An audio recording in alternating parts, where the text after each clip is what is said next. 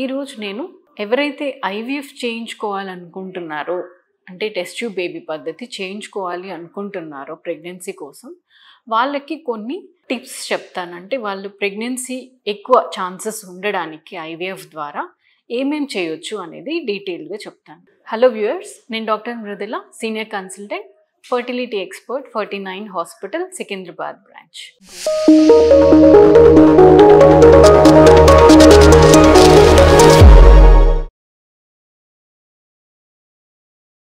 So IVF అనేది దాని success rate అందరికీ సమానంగా ఉండదు. ఒక్కొక్క కపుల్కి ఒక్కొక్కలాగా ఉండొచ్చు. వాళ్ళ ఇండికేషన్ని బట్టి, అంటే ఏ ప్రాబ్లం వల్ల వాళ్ళకి ఐవీఎఫ్ చేస్తున్నారు, వాళ్ళ ఏజ్ ఎంత, ముందు ఎటువంటి ట్రీట్మెంట్స్ తీసుకున్నారు, ఏ ప్రాబ్లం ఎంత సివియర్గా ఉంది, ఇవన్నిటి మీద కూడా డిపెండ్ అవుతుంది. అందరికీ ఒకటే అంత ఉండదు సక్సెస్ రేట్.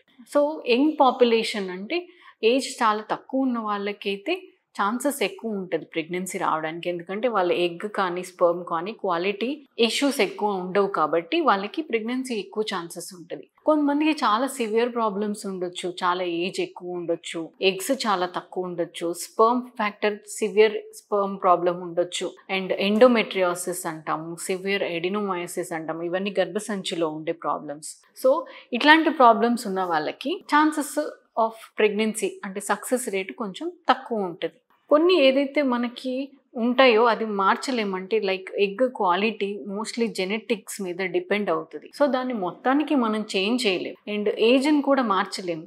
ఎక్కువ అయిపోయింది ఏజ్, మళ్ళీ తగ్గించలేము. సో ఇవన్నీ మనం మార్చలేము. ఏవైతే మనం మాడిఫై చేసుకోవచ్చు, ఏవైతే ఫ్యాక్టర్స్ మనం కొంచెం చేంజ్ చేసుకుంటే మనకి ఛాన్సెస్ బాగుంటాయి అన్నవి మాత్రం కొంచెం ఎఫర్ట్స్ పెట్టుకొని మీరు చేంజ్ చేసుకోగలిగితే మీకు కొంచెం సక్సెస్ రేట్ అనేది పెరుగుతుంది. ఇందులో ఫస్ట్ ఎర్లీగా ప్లాన్ చేసుకోమంటాం. అంటే పెరిగిన ఏజ్ని తగ్గించలేము, బట్ కొంచెం ఏజ్ తక్కువ ఉన్నప్పుడే తొందరపడి, అంటే ప్రాబ్లం తెలుసుకొని మనం డెసిషన్ తీసుకోవడం ద్వారా సక్సెస్ రేట్ అనేది ఎక్కువ ఉంటుంది. Second one, life style. Life స్టైల్లో మెయిన్గా ఒబేసిటీ, వెయిట్ చాలా కంట్రోల్లో, అంటే హెల్తీ రేంజ్లో మెయింటైన్ చేసుకోవాలి. వెయిట్ ఎక్కువ ఉన్న ప్రాబ్లమే, చాలా తక్కువ ఉన్నా కూడా ప్రాబ్లమే. అండర్ వెయిట్ ఉన్న వాళ్ళకి కూడా ప్రెగ్నెన్సీ ఛాన్సెస్ తక్కువ ఉంటాయి. అండ్ ఒబేసిటీ, చాలా ఎక్కువ వెయిట్ ఉన్న వాళ్ళకి కూడా ప్రెగ్నెన్సీ ఛాన్స్ తక్కువ ఉంటుంది. ఇది ఎందుకంటే వెయిట్ ఎక్కువ ఉన్న వాళ్ళలో హార్మోనల్ ఇంబ్యాలెన్స్ ఉంటుంది. ఆ వెయిట్ ఎక్కువ ఉండడం వల్ల, ఈ ఎక్కువ హార్మోన్స్ ఉండడం వల్ల ఎగ్ క్వాలిటీ మీద ఎఫెక్ట్ ఉంటుంది. అండ్ వీళ్ళకి ఎంబ్రియో పెట్టినప్పుడు ఎంబ్రియో ఇంప్లాంట్ అవ్వడం, అంటే ఎంబ్రియో లోపల అతుక్కోవడం, ఇంప్లాంటేషన్ కూడా ఎండోమెట్రియం సరిగ్గా తీసుకోదు ఎంబ్రియోని, ఎండోమెట్రియల్ రిసెప్టివిటీ అంటాం. సో ఇది కూడా లావుగా ఉన్న వాళ్ళలో తక్కువ ఉండొచ్చు. సో వెయిట్ కంట్రోల్ అనేది ఫస్ట్. ఈ వెయిట్ కంట్రోల్ చేసుకోవడానికి ఫిజికల్ యాక్టివిటీ, అంటే రోజు వాకింగ్ చేయడము, ఎక్సర్సైజ్ చేసుకోవడము, సో డైట్ కంట్రోల్ చేసుకోవడము, డైట్లో హెల్దీ డైట్, కార్బోహైడ్రేట్స్ తక్కువ, ప్రోటీన్ ఎక్కువ తీసుకోవడము, and unhealthy food, junk food avoid చేయడము, రిఫైన్డ్ షుగర్స్ ఇవన్నీ మీరు కరెక్ట్గా చూసుకొని తీసుకుంటే, అన్ని వెజిటబుల్స్, ఫ్రూట్స్ ఎక్కువ తీసుకోవడము, అన్ని కలర్డ్ ఫ్రూట్స్ అండ్ వెజిటబుల్స్ తీసుకోవడం ద్వారా మీకు మైక్రోన్యూట్రియంట్స్ కూడా అందుతాయి. అండ్ ఇన్ఫ్లమేషన్ని ఎక్కువ చేసే ఫుడ్ లైక్ మైదా, డైరీ ప్రోడక్ట్స్ ఇవన్నీ కూడా అవాయిడ్ చేయడం ద్వారా డైట్తో కొంచెం కంట్రోల్ అవుతుంది.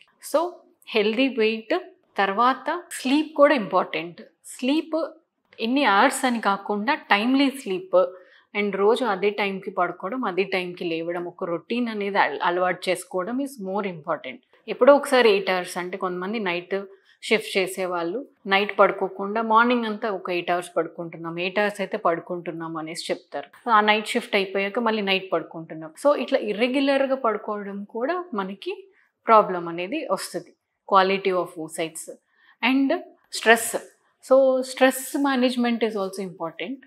సో స్ట్రెస్ కోసము మెడిటేషన్, యోగా చేయడము, సో వీలైనంత వరకు స్ట్రెస్ లెవెల్స్ కంట్రోల్ పెట్టుకోవడానికి చూసుకోవడం, వర్క్ ప్లేస్లో కానివ్వండి, పర్సనల్ ఇష్యూస్లో కానివ్వండి, స్ట్రెస్ అనేది మన బాడీ మీద ఎంత ఎఫెక్ట్ పెట్టకుండా చూసుకోవడం. సో ఇవన్నీ కనుక మనం మాడిఫై చేసుకోవచ్చు. సో ఇవన్నీ కంట్రోల్ చేసుకోగలిగితే ఎంతో కొంత మనకి oocyte క్వాలిటీ మీద, ఐవీఎఫ్ ప్రెగ్నెన్సీ సక్సెస్ రేట్ మీద ఖచ్చితంగా ఎఫెక్ట్ అనేది ఉంటుంది.